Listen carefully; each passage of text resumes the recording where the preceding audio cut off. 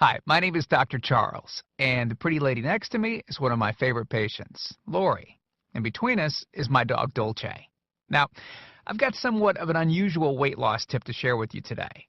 A tip that's been right under our noses our whole life. Literally.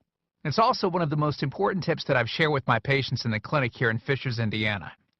It's a very simple tip that could help you quickly lose 1 to 2 inches from your belly in under a week. Now, I need you to listen very closely. This video contains one of my biggest fat-burning secrets. And I don't know how long this video will be up, so please be sure to watch it from beginning to end while it's still here. Okay, so you're probably thinking to yourself, listen, I've tried every diet known to man. I've given it my all, and it just keeps coming back. Well, let me stop you right there. This is not some magical weight loss pill.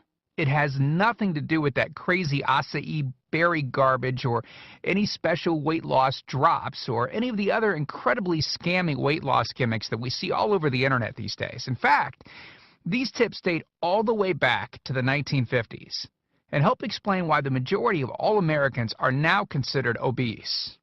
And no, it might not be because we eat too many bad foods. I'll show you how you should be able to eat some bad foods and still lose weight.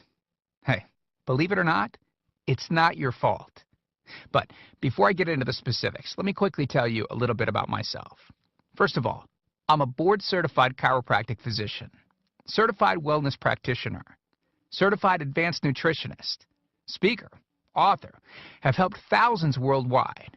One more thing, before we go any further, let me tell you about someone that I'm extremely proud of, a patient of mine named Lori. Now, she was your typical working mom with 3 children to take care of. Yes, I said 3. Lori was my guinea pig at the beginning and helped me create this program.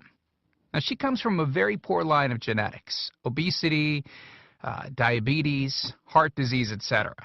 So I thought if this program worked for her, it might be able to help anyone. This one specific tip that I'm about to share with you helped Lori lose 2 inches from her belly, lose 8 pounds in only 9 days, lose 2 inches from each thigh, lose 3/4 of an inch from each arm, drop 3 dress sizes. At the age of 30, she now wears a smaller dress than she did in high school.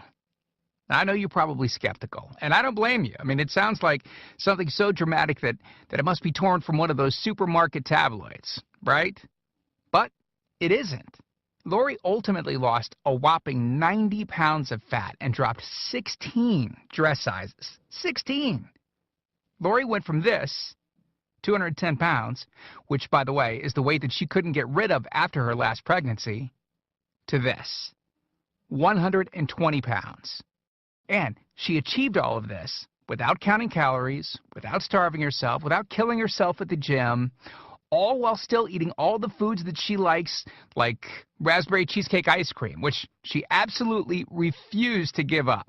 Her friends are jealous, and acquaintances can't believe that she's ever even been pregnant. Listen, when it comes to weight loss, unfortunately, women get the short end of the stick. It's definitely harder for women to lose weight. In fact, women have been hardwired to not lose weight. And no matter how cheesy what I'm about to tell you sounds, it all makes perfect sense if we stop and think about it. Let me explain. It all stems back to the hunter-gatherer days of our ancestors. Men weren't built for fat storage at all. Men were built to be lean and fast to hunt food. How men can even accumulate fat at all goes completely against our genetics. On the other hand, women were built for fat storage to be able to survive and care for children during famine. Their essential minimal fat stores are many times higher than men. Women were built to accumulate as much fat as possible and to not lose those accumulations for childbirth, milk production, and child rearing. Now, unfortunately, we've been built to survive, not to look good. Women have a couple of major fat-storing roadblocks that hold them back. First of all, women's fat cells are bigger and have more fat-storing enzymes in them. Men's fat cells have more fat-burning enzymes and are much smaller.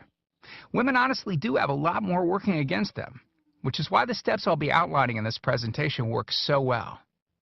Second, estrogen multiplies fat-storing enzymes, making them gain weight around their butt and thighs like it's an Olympic event. Darn those childbirth genetics. Third, crash dieting. It puts our bodies instantly into starvation mode, reducing fat-burning enzymes by up to 50%. Our bodies literally freak out. So not only do we tend to lose muscle mass when crash dieting, but our fat-burning enzymes can decrease.